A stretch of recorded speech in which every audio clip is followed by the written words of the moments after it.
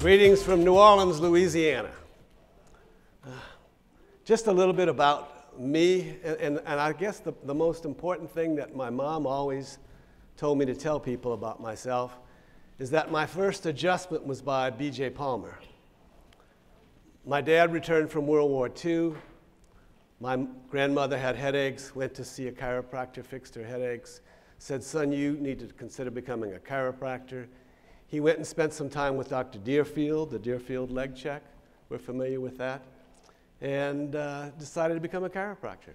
First year that he's there, he has a baby boy, which is me. I was born in Davenport, Iowa. A year old, I get on a rocking chair and I fold over and I clip the tip of a finger. I spent a couple days in the hospital. They did some grafting. And B.J. Palmer finds out that one of his students had a child that was in the hospital. So he sent an emissary over to get my dad and mom. They brought me over. I don't remember any of it, but I get to brag about it. And I just have some visions, though, of him doing that toggle recall right up here. I put on this slide here something that was a good day in Pittsburgh in 1972. I had just finished my first year of chiropractic school. I watched the game with my dad. December the 23rd. You know, for those of you who are Pittsburgh or football fans, to set the background, Kenny Snake Stabler from Alabama, with 1 minute and 17 seconds left, runs 30 yards. Oakland is ahead 7-6. Terry Bradshaw, who's from Louisiana, of course, those Pittsburgh Steelers fans might know that. He gets in the game with 22 seconds left. He's on his own 40, fourth down, one play left. He rears back, throws it down to Frenchie Fuqua. Jack Tatum, the safety for the Oakland Raiders, hits him. The ball goes flying, and Franco Harris picks it up, runs it in for a touchdown. Not only did Pittsburgh win for the first time a playoff game, but they went on to win 4 Super Bowls over the next 7 years.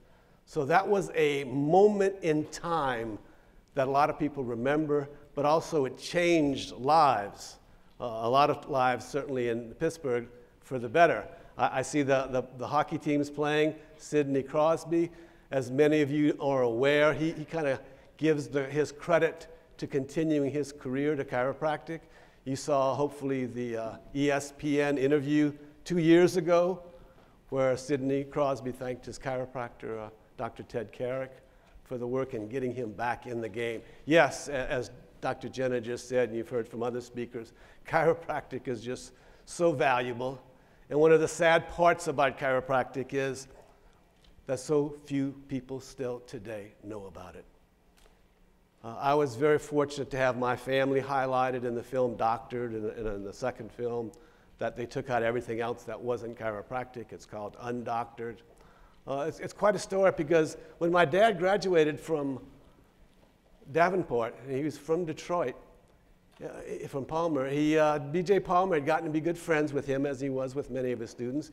And he said, "Jack, Louisiana does not have a law yet, and they need chiropractors there." My parents had never been to Louisiana before. 4 kids, he took off, and with a couple of $100 in his pocket, everything he could scrape up, and he went to the southernmost part of Louisiana. Our town is called Houma. We're 40 minutes outside of New Orleans. And he practiced there for 20 years without a license. Louisiana was the last state. He had no idea that it would be the last state. When he graduated in '54, there were 4 states that still hadn't licensed the profession: Massachusetts, New York, Mississippi, and Louisiana.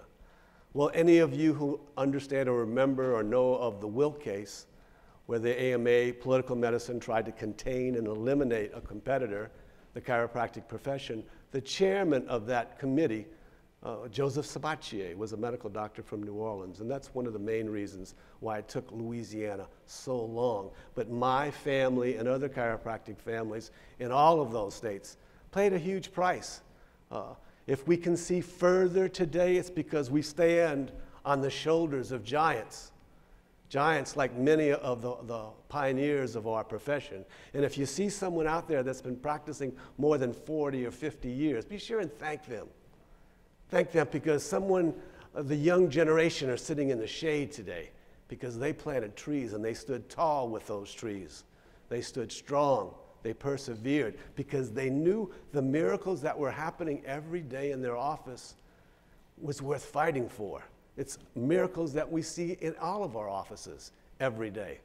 The sad thing, as Lou Sportelli talks about in the film Doctored, is all of the millions of patients who have been denied the rights to see a chiropractor because they've been trashed. And if you saw the Gallup poll that came out last year that Palmer did, 5,000 residents. Usually a Gallup poll is only 500, but they surveyed 5,000. And one of the findings with that is that of those who have never seen a chiropractor, and the majority of Americans have seen a chiropractor, there are some great findings in that Gallup poll, some findings to encourage all of us. But of those who have never seen a chiropractor, the number one reason is they think chiropractic care is dangerous. And that's a sad thing, but that's something that we have to, as a profession, change. My first Parker seminar was when I was 22 years old. My dad took me. That was the first guy I got to hear speak. When I looked at the program, I didn't know anybody, of course. I shouldn't know anybody, but I knew Bob Richards. Hey, I ate Wheaties every morning. I grew up in that generation where Frosted Flakes was very popular, and Sugar Pops. I wonder how much that added to the obesity, not only the diabetes rates with all that sugar in there. But my dad was a chiropractor. Our family, we ate Wheaties in the morning, of course, with fruits. So I knew who that guy was. And sitting there, and my undergraduate studies were in psychology, I heard him say something that stays with me to this day. He says, whatever the mind can conceive and believe, it can achieve. And in every challenging situation through my life, I've always remembered those words of Bob Richards. Now, of course, Bob Richards won the Olympic gold medal in the 52 and the 56 Olympics. He won it in pole vaulting. He's the only man to defend his title in the Olympics. And he went on, of course, to be a physical fitness type of person and a health nut. He loved chiropractic care, but he was quoting a man by the name of Napoleon Hill. Have you heard of Napoleon Hill?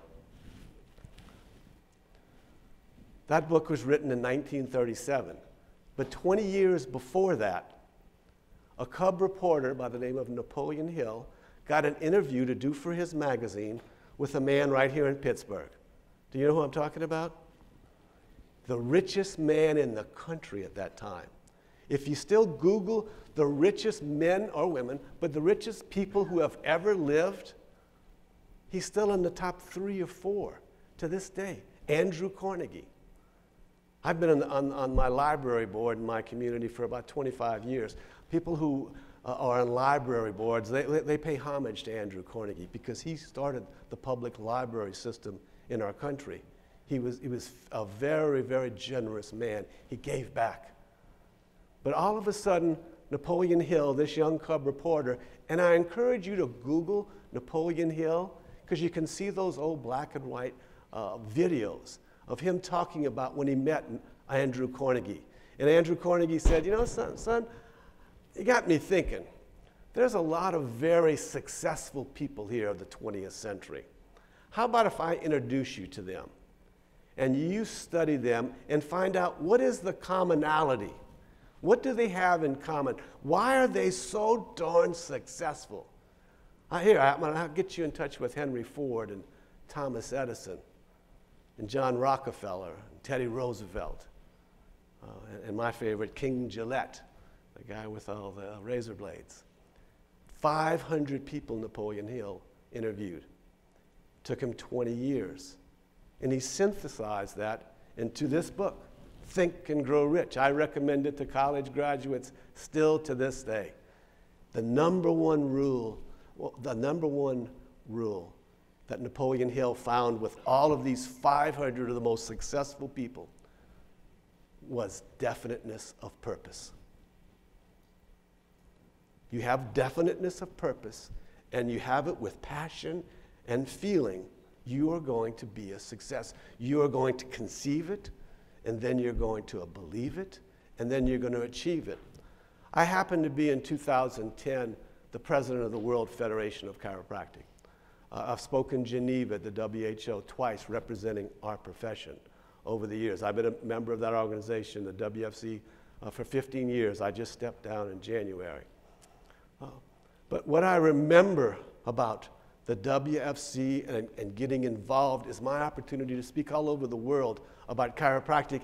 And this is the message I've been saying since 2010, that I believe, I've conceived it, but I certainly believe it, and I have it from my family, but I still practice 3 days a week. I see it every day in my office, and I see it in the new generation of chiropractors. I believe that by the end of this decade, which is coming up 4 more years from now, that the doctor of chiropractic will be recognized as among the most respected in all the healing arts. You heard earlier about the opioid epidemic that's going on in our country today. It's getting a lot of attention. The United States has 4.7% of the world's population. We intake 80% of the world's opioid supply, 90% of hydrocodone, which is in Vicodin. We are a drug-crazed society, and it's coming to roost with horrible, horrible effects on society in general, and addictions, on and on. Chiropractic is going to step up. And I don't know what else is going to happen in the next 2 and 3 and 4 years. I'm excited for the Rio Olympics, because for the 3rd time, chiropractors are finally right there in the middle of the tent. We don't have to treat our athletes in hotel rooms. That began in Vancouver at the Winter Olympics, and then in London 4 years ago, and now in Rio de Janeiro. Chiropractic is getting the recognition it richly deserves. The very next step is going to be research. It's going to be research on children. It's going to be research on so many different conditions and how a healthy nervous system, a healthy structural system, of course with proper diet, proper hydration, and also proper mental abilities, is going to make this a healthier world. This is something I tell my patients all the time, and I do a lot of speaking in my community and around every chance I get, and sometimes in a community talk I'll say, does anyone know anybody with a bad attitude?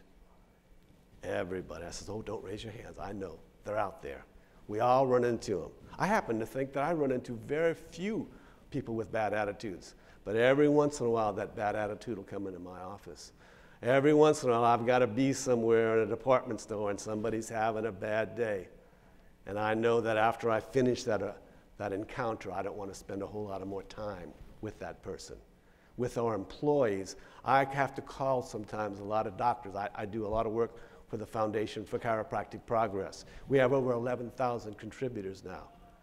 We do billions of positive messaging. And if you get a chance, go to their website, because they're doing some beautiful stuff, including PSAs. But sometimes I'll have to call a doctor because I have a question to ask him, or inspire him, hopefully, to support the foundation. And I'll get that gorilla receptionist on the phone. And I've got to get through her. I know the doctor's busy. I'm just calling. Yes, this is the 4th time I've called in 2 days. Please have him call me back when you can. But I keep my attitude strong because I understand the importance of a good attitude. A great attitude is not the result of success. Success is the result of a great attitude. That was something said by Earl Nightingale. Earl Nightingale, Google him. The Strangest Secret, one of the best videos I've ever listened to. It's about 28 minutes. What is the strangest secret? I'll give it to you in a nutshell in case you don't want to watch it, but I encourage you to because it's very good. We become what we think about. And if what we're thinking about is proper, and if it is an attitude of hope and love and positive optimism, then that is what your life is going to be all about. The Strangest Secret by Earl Nightingale is that we become what we think about. Carol Dweck, write this down, those of you who are taking some note. Last name is D-W-E-C-K. This is new research out of Stanford University, just published beginning part of this year. Carol Dweck, PhD. She dedicated her life, has dedicated her life to studying attitude and performance. And she's come up with something pretty revealing. You know, it was Winston Churchill who said that attitude is a small thing. Attitude is a small thing, but it makes a big difference. Well, how big a difference? Carol Dweck answered that question. Dr. Dweck and her team of researchers at Stanford, and before she was at Stanford as a professor of psychology, she was at Harvard.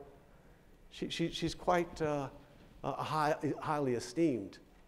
She said that your attitude is a better predictor of your success than your IQ. Pretty much up until this time, we thought that if you're one of those smarty guys, one of those brainiacs, you're going to probably be pretty successful. She says no. She breaks down attitude into two factors: the growth attitude and the fixed attitude. That's all there is. We're each either in a growth attitude or a fixed attitude. She also says there's a mixture of both. You can also Google Carol Dweck, and you can watch lots of videos of her giving presentations about her findings. It's really fascinating information. Those with the growth attitude believe that they can change their lives with effort. I think that's who all of you are here. You're putting forth an effort today to listen to all of the speakers and the many good speakers that you've had. Growth attitudes are those that believe they can change their lives for the better. They can improve themselves with effort. A fixed attitude: this is who I am, this is what I believe in, and nothing's going to change me. Most of our patients are those with a growth attitude, and that's what makes them such great patients. They haven't given up on their condition. They're still looking for an answer, so they're in your office to find that answer. And I remind my patients a lot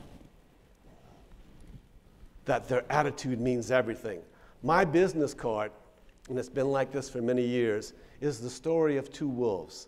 I met a student earlier today. Is he here from Philadelphia, maybe? But I gave him my card, and he looked at it and he says, "Oh, the story of two wolves. I know that story." Do you know the story of two wolves? A patient of mine painted it for me, and it's in my private office at home. An elderly Cherokee Indian gathers his grandchildren around him and says, "Grandchildren, I want to teach you a lesson in life. I know my time is short." And looking into the eyes of his grandchildren, he said, "A fight is going on inside of me. It's a terrible fight. It's between two wolves. One wolf is evil. It's full of fear and envy and anger. It's full of remorse and regret and sorrow, guilt and greed, self-pity, jealousy, lies. The other wolf is a good wolf. It's full of joy and hope and peace and love and friendship, sharing, generosity, truth, benevolence, compassion." And looking into the eyes again of his grandchildren, he says, "That same fight is going on inside of each of you. And it's inside of every other person too." Thinking about it, one of the grandchildren said, "Grandfather, which wolf will win?" And the wise old Cherokee simply replied, "The one you feed." Every one of my patients knows who Emile Coué is. Couple of things every one of my patients knows. Every one of my patients know who James Allen is. You know who James Allen? My very first Parker seminar again, I saw a book and Dad said, "Get that book, son, it's pretty good." It's written in 1903, "As a Man Thinketh." And in there, at the very beginning, the first page says, "The mind is the master power. It molds us and it makes us. And we are mind. And evermore we take the tool of thought and shaping what we will, create 1,000 joys or 1,000 ills. We think in secret, but it comes to pass. The environment is but a looking glass." I treat a lot of chronic pain patients, patients who have had multiple surgeries, patients who are in bad shape, let's just put it that way. And the first thing I have to get across to them is the vision of hope. And one of the things I share with them, I say, do you know who Emile Coué is? No patient knows who Emile Coué is. Well, Emile Coué was a psychologist and a pharmacist. He practiced in Paris, turn of the century. Emile Coué, if you Google him, and when you Google him, you'll see that he's known as the father of autosuggestion in the psychology world. Emile Coué finally came to the decision that, you know what, I've got to change the mental thinking of all these patients who are coming to me with all these crazy problems and diseases and health conditions. And if I'm going to get through to them, I've got to get them to repeat something. 10 simple words.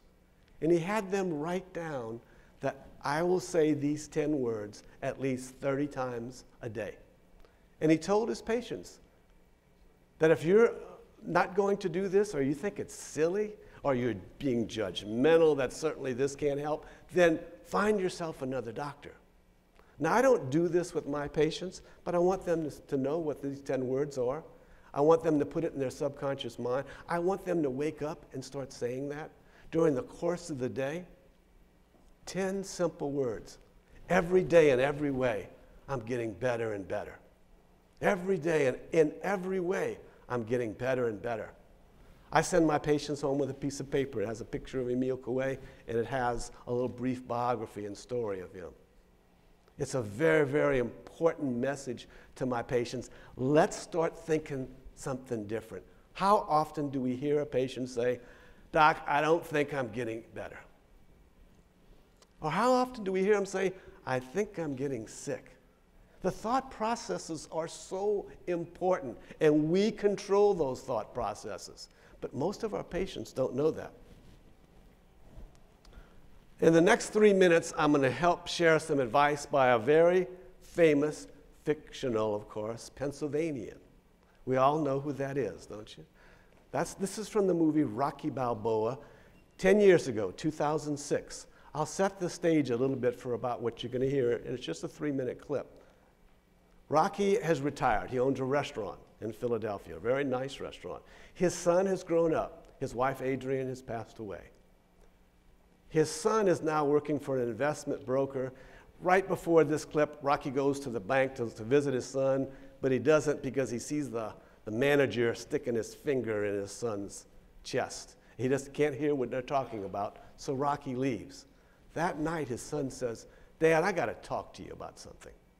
And what he's there to talk to him about is that Rocky, in the movie, has agreed to fight the heavyweight champion of the world. Now, he's in his 60s, for charity. He's agreed to train, get ready. It's a big charity fight. But he's going up, and if you've seen the movie, against the heavyweight champion. Mike, can we roll that?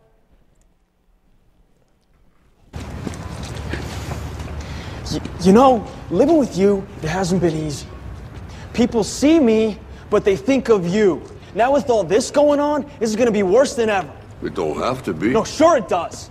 Why? You got a lot going on, kid. Well, my last name? That's the reason I got a decent job. That's the reason why people deal with me in the first place. Now I start to get a little ahead. I start to get a little something for myself. And this happens. Now I'm asking you as a favor not to go through with this, okay? This is only going to end up bad for you, and it's going to end up bad for me. You think I'm hurting you? Yeah, in a way you are. That's the last thing I ever wanted to do. I know that's not what you want to do, but that's just the way that it is. Don't you care what people think? Doesn't it bother you that people are making you out to be a joke and that I'm going to be included in that? Do you think that's right? Do you?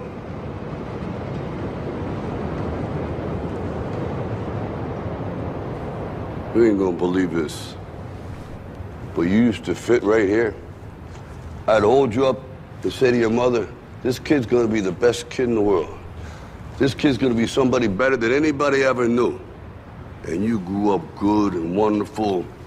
It was great just watching you every day. It was like a privilege. Then the time come for you to be your own man and take on the world, and you did. But somewhere along the line, you changed. You stopped being you. You let people stick a finger in your face and tell you you're no good. And when things got hard, you started looking for something to blame, like a big shadow.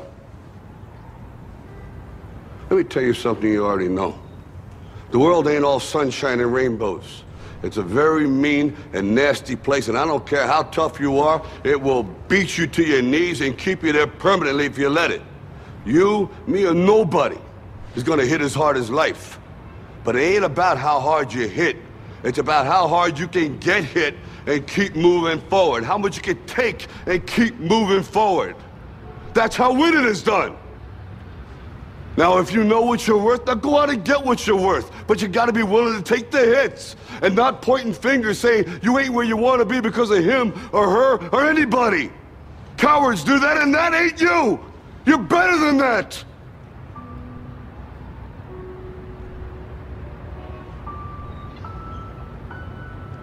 I'm always gonna love you no matter what. No matter what happens. You're my son, you're my blood. You're the best thing in my life. But until you start believing in yourself, you ain't gonna have a life.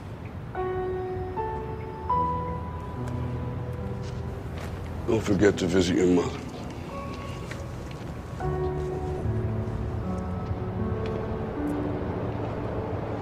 Yo, Rocky.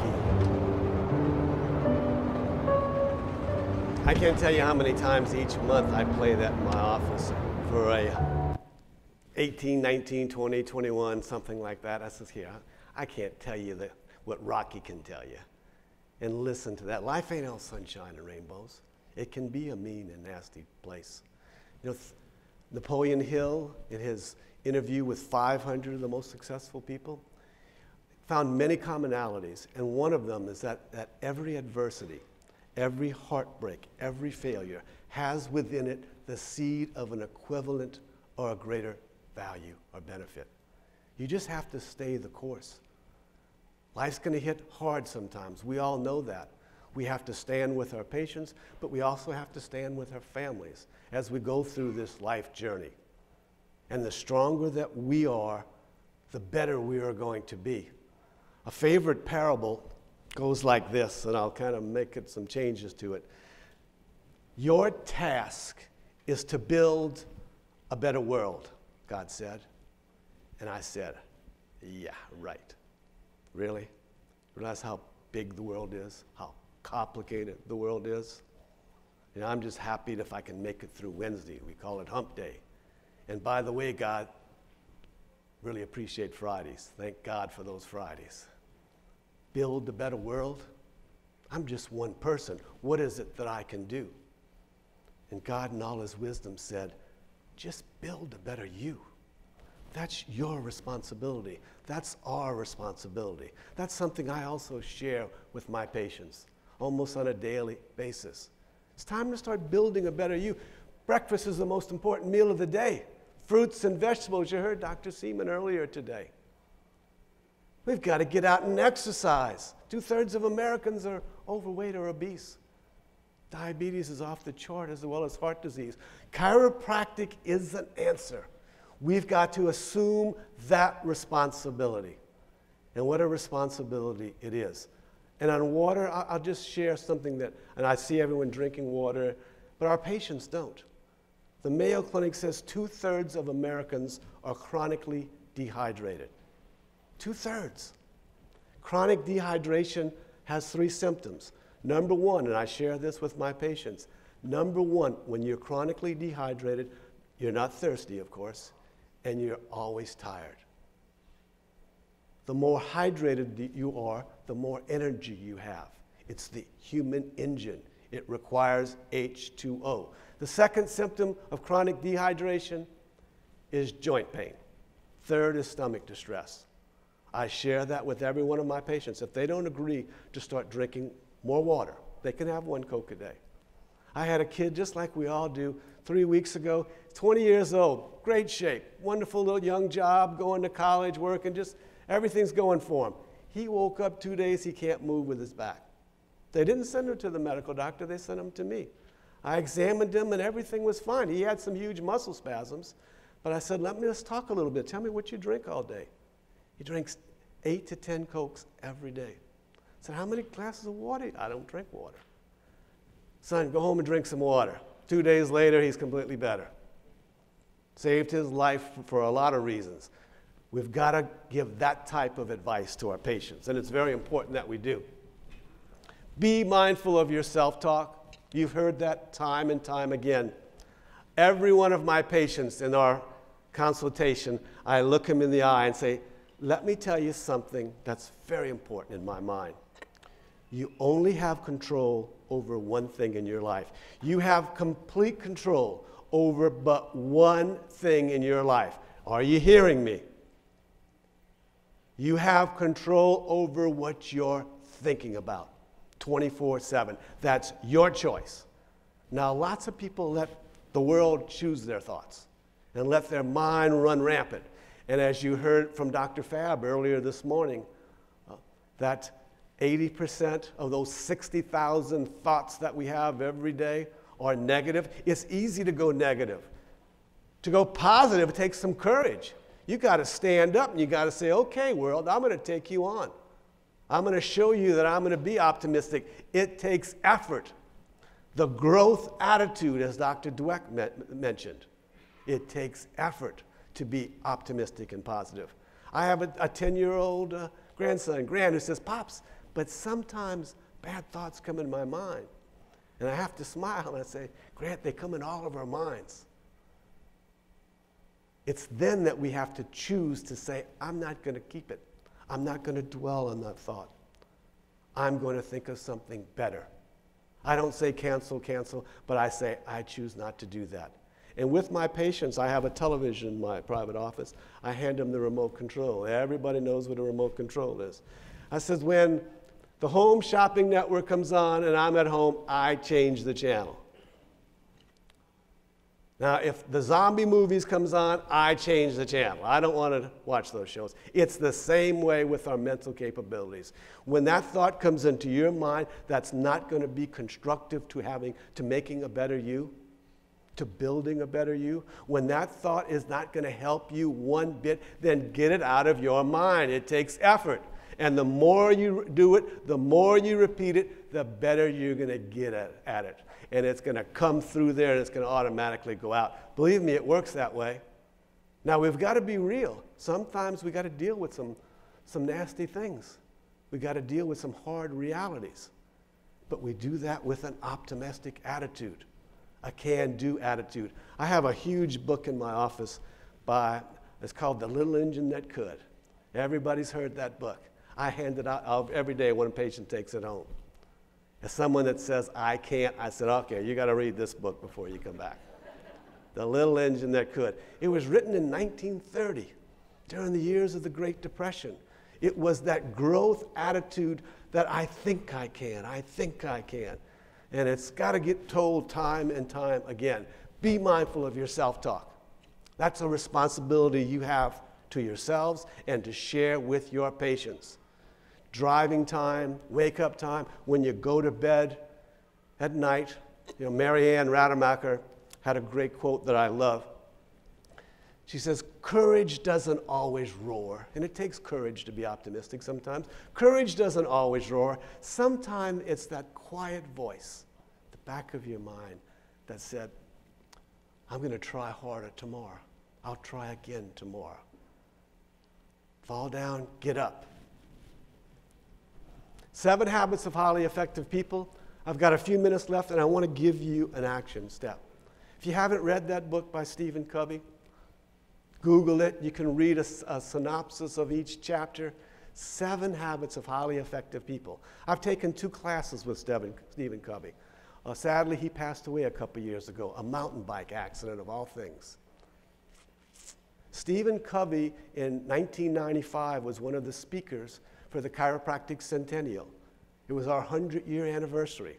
We had 2 events. Anybody went to either one of those events? Yeah, so you remember. One in Davenport and one in Washington, D.C. I took my mom to the one in Davenport. My dad had long passed on. And the one in Washington, I went to that one too. One of the speakers was Stephen Covey. I sat in one of the first few rows, and I listened as he talked about the 7 habits of highly effective people. He spent, I don't think he said how many years, but what he did is he studied 200 years of success, achievement in the history books. He says, I went back for up to 200 years. What was the difference that made one person effective and another person not effective? I tell chiropractic students today, and I'm proud to say that I just completed 9 years on the Parker University Board of Trustees, so very proud of that university and what they're doing with chiropractic and their growth factor. But I tell every one of those students, you should know those 7 habits in your mind right now. You should be able to repeat them to me. Number 1, be proactive. That's, again, putting effort. 3 types of people in the world. Those that make things happen. Those that watch things happen. And what's the 3rd? Those that wonder what the hell just happened. Number 2, begin with the end in mind. I tell that to beginning students. Begin right now with the end in mind. 10 trimesters from now, see yourself walking on the stage to get that diploma, feeling certain, feeling confident, feeling competent in your skills and what you're going to bring to the many, many patients you're going to care for in your life. Begin with the end in mind. That's the second one that he found out. Begin your day with the end in mind. Begin coming to this seminar. What are you going to achieve? Make that achievement optimistic and see if you can reach or exceed those expectations. Number 3 is put first things first. That's tough in our world today because there are so many distractions. Find out what the priorities are in your life and put them down. Write them down. One of the things many people don't understand is that you have to write your goals down.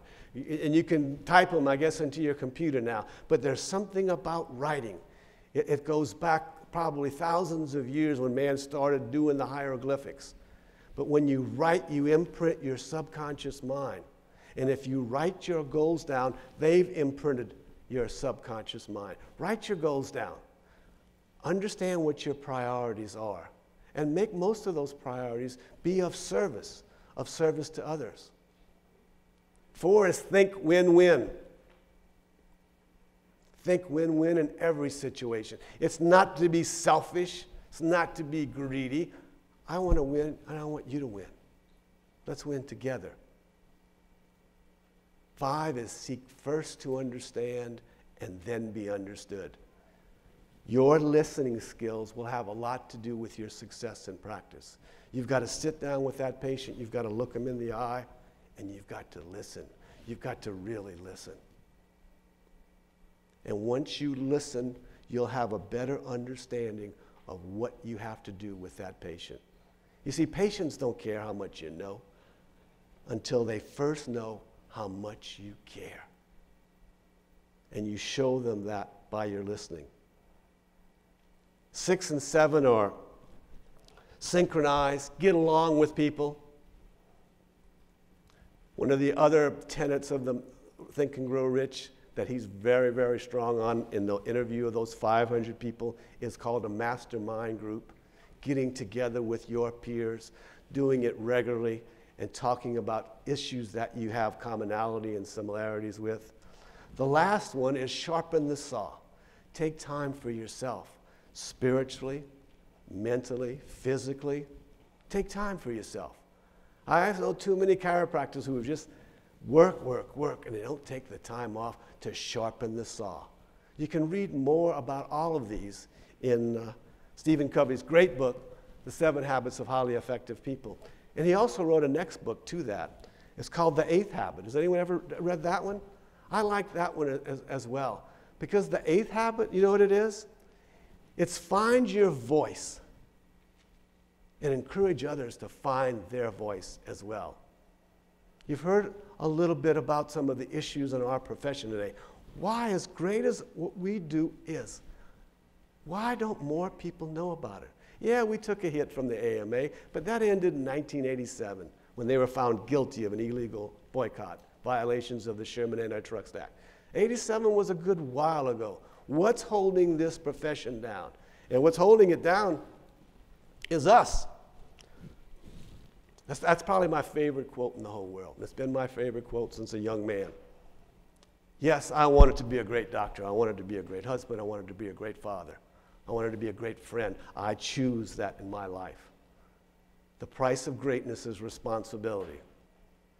And it's when you are irresponsibility that you are going to be faced with the consequences of those irresponsibilities. In a minute, I'm going to talk to you about, I think the final slide or two is about choices. You know, we're free to choose whatever we want, but we're not free of those consequences of those choices. One of the strategies of the AMA, if you read any of that Wool case, was to encourage disunity in the chiropractic profession, and we'll watch them wither and die on the vine. And I'll be darned if that disunity isn't still there. Very few chiropractors are not enough are joining together. There is no room for indifference. The responsibility we have as a profession is to bring what we have to the masses of people who need an adjustment, who need the care that only a doctor of chiropractic can provide. And we don't do that singularly. The strength of the wolf is in the pack. We do that ourselves. States of the 50 states, states with the strongest state associations have the best laws, best insurance reimbursement. And I include my state with that. We have great support in our state. We fought the battles, of course, in our state. We continue to fight the battles in our state. But the chiropractors, the majority, not all of them, 70% probably in Louisiana, all are members of Chiropractic Association of Louisiana. I don't know how many are members of the Pennsylvania Chiropractic Association, but there should be every chiropractor. You pay your dues, you give them some resources, and you elect the leaders. That's what democracy is all about. The price of greatness in your life is for you to be responsible. When my dad, who was the president of the state association in '74, I went around with him. I was 17 years old. And I grew up, I remember my mom, when we finally moved into a neighborhood, my dad charged $2 and $3 adjustment back then. He was lucky every day he didn't get lynched. He always treated the sheriff who said, "Doc, close down today. The investigators are there and they're coming to get you." So he'd shut down that day. But I remember we moved finally to a nice little suburban neighborhood. And the other ladies came, and my mom was a wonderful person. And they said, "Pat, we want you to join the Carnival Club." Now, they're from Detroit. We're down in the middle of the Mardi Gras craziness. And Mom says, "I don't know a whole lot about it, but I'd be happy to." It was $5 to join. Gave her a $5 bill, and it filled out her application. And 3 days later, and my mom talked about this till the day she died, stayed with her. They came back to her 3 or 4 days later, and they head hang down, "Oh, Miss Pat, I'm sorry, but your application was rejected." Now, they didn't reject anybody's application, but they rejected my mom's because her husband was a chiropractor. That was the days, that's what the way they lived back then. I remember when I got out of school, and to let you know, my mom became the president of that Mardi Gras club a few years later. Thank you. And that's a true story. When I got out of school, I said, "Dad, I want to join the Chamber of Commerce. I'm going to get involved in the local community." That's a responsibility. Dad said, "Go for it, son." He says, "You know, they never would let me join because I was a chiropractor." I says, "Well, Dad," I joined my dad a year after the law. It was passed. I says, "Well, Dad, we have a law now." And he says, "Hell with them. I'm not joining them now." 15 years later, I became president of that Chamber of Commerce. And I remember how proud my parents were of me at that time. Those are the things that we can overcome, each of us. I've just got a few minutes left. I met Zig Ziglar at a Parker seminar. I know, Rick, you remember Zig Ziglar. Wasn't he great? Yeah, he was the best. That was one of the, I always keep that thought in my mind. You can get anything you want as long as you help enough other people get what they want. And you know what I heard, Rick, what I heard him say one time that still tickles me? Zig Ziglar said, "Some people think that motivation doesn't last. Well, neither does bathing. That's why I recommend them both." Remember that? I met this guy. Rick, did you meet him too? That was, what, 4 years ago, remember? Do you know Nick Vujicic? Have you met him, read any of his books? We got to meet him at a Parker seminar. God, was he an inspiration. Born without arms and legs. Written so many books. You know what I remember him saying? And there was probably 3,000 or 4,000 of us. And he's on a table. They bring a table up and they get him on there. Eloquent speaker from the heart. He says, I love my life because I've learned my purpose. I remember him saying that. But as he went on, he talked about one of the things missing in my life is that I don't have a woman. I'm not married. I have a girlfriend. And everybody goes, oh, because he's a good-looking guy. And he says, you know what? He says, I know I'll never be able to hold her hand, but I do know I can hold her heart. What a powerful story that was that he told us, he shared with us. Look at him today, 4 years later. His wife's expecting their second child. Google him. You can read and see everything you want. But what I want to share with you is afterward, there was a reception. Raymond King, who's on the Parker Board of Trustees, is his agent. Raymond King is a medical doctor and an attorney. Beautiful man, Raymond is. And he brought Nick to Las Vegas, and I hope we get him back one day. But afterwards, at a private reception, my wife and Stan Holm, who's a chiropractor out of San Diego. Stan is an ex-West Point guy, good guy. We had a little private talk with him. And I said, Nick, up there on the podium, you talked about when you were 10 years old, you tried to kill yourself. And he talks about it in the books and the videos. I said, did it ever cross your mind again? And he looked at my name plaque and he says, Dr. Flynn, it did. I was 14 years old. My parents made me go to a public school. In fact, in Australia, some of the writings about him is he was one of the first disabled children to go to public school there. But anyways, he says, I rode the bus, I did everything. It was pretty terrible. You can imagine. A lot of his speeches today are on bullying. He says, I got bullied and teased horribly. He says, but one morning I woke up and I said, Mom, I don't want to go to school today. I just got the blahs. I'm just going to stay home. Mom says, no, you're not, son. You're going to school. On the bus, off he went, and he's telling us, and he says, by noon, by the lunchtime recess, I counted I'd been teased 14 times, and I just couldn't take it anymore that day. I said, the next time someone teases me, I'm going to roll my wheelchair out in front of the highway in front of the public school, and I'm going to let a truck run me over. And he kind of, while he's telling us, he says, right when I thought that, I hear this voice, hey, Nick. He said, here it comes. And he turned his wheelchair, and it was one of the popular girls in his school. And he looked her right in the eye, and she looked at him, and she said, I just want to tell you, you sure are looking good today.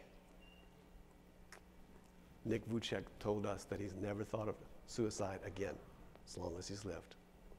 And you can see the happiness he's enjoying today. Leo Biscaglia, known as the Doctor of Love, taught at UCLA. If anyone's heard Leo Biscaglia, he said, never underestimate the power of touch. A smile, a kind word, a listening ear, an honest compliment, all have the power to turn someone's life around. Jim Parker, today's choices shape tomorrow's future. I want to introduce someone that's in the audience today, and that's the son of Jim Parker, Dr. Jim Parker. Jim, would you stand up?